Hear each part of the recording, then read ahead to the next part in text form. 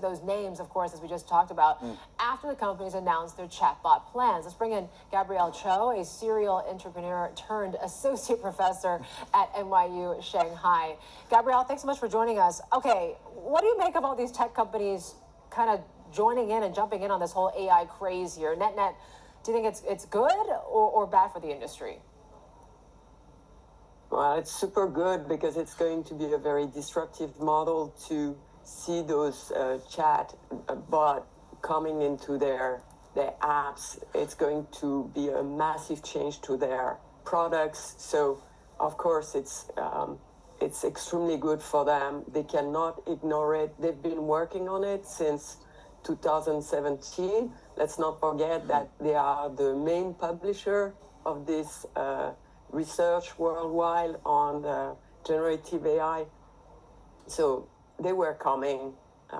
They just announced it.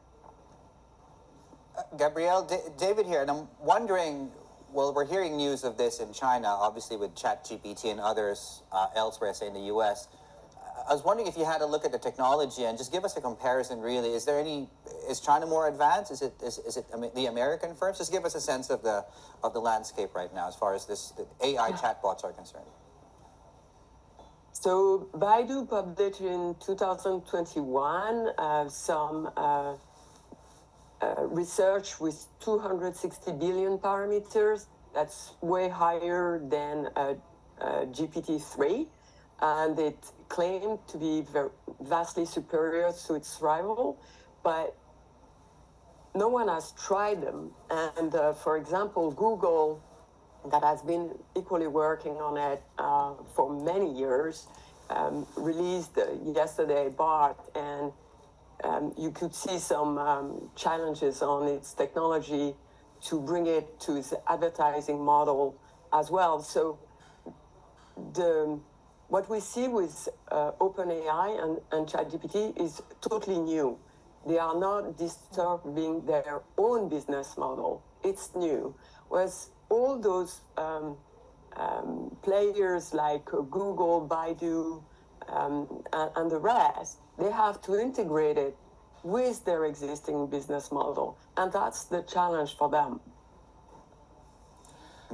Have what we see in the U.S., these chip curbs on China, is that going to impact the development of this technology in any way? Because the fact that Baidu can talk about a launch of this Ernie bot using their own chips, does that mean that this whole kind of theme of self-reliance is actually working, and that these chip curves may have come too late? Come too late? No, because there is a huge advance from the Taiwanese TSMC and Samsung and the Siemens on a much more powerful, newer semiconductors.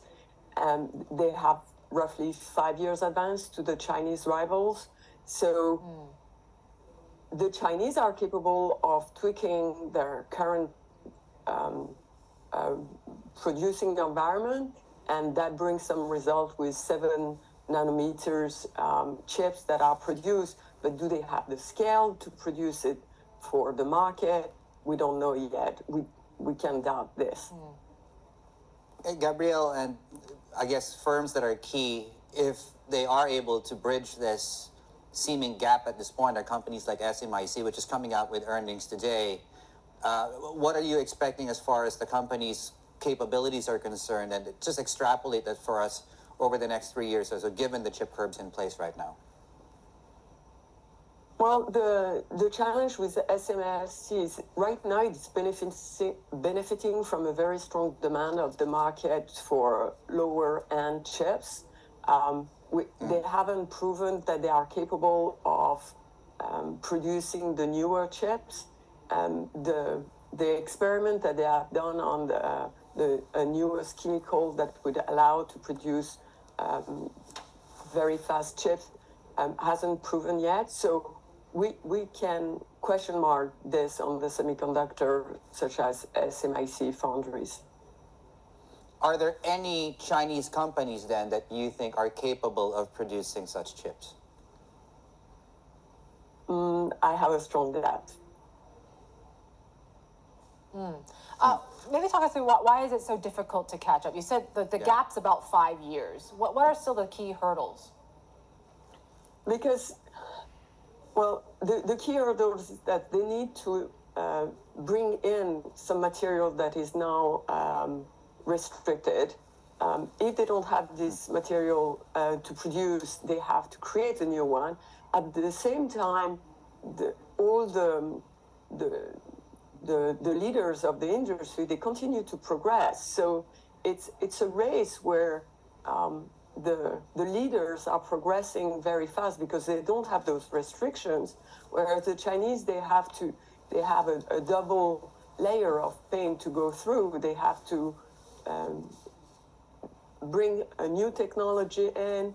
They don't have the materials, they don't have the tools and the talents. Let's not forget that if China is educating the larger population of engineers, 90% of them, the ones that are working on AI, are outside China. So yes, it's challenging because it's a race where the leaders are progressing very fast, and China has many hurdles to progress. Gabrielle, thank you so much. And let's talk again soon. Gabrielle Chou there, entrepreneur turned associate professor at NYU Shanghai. Right, just ahead, a lot of earnings to get through, and sort of the common theme here that's really emerged this season is really job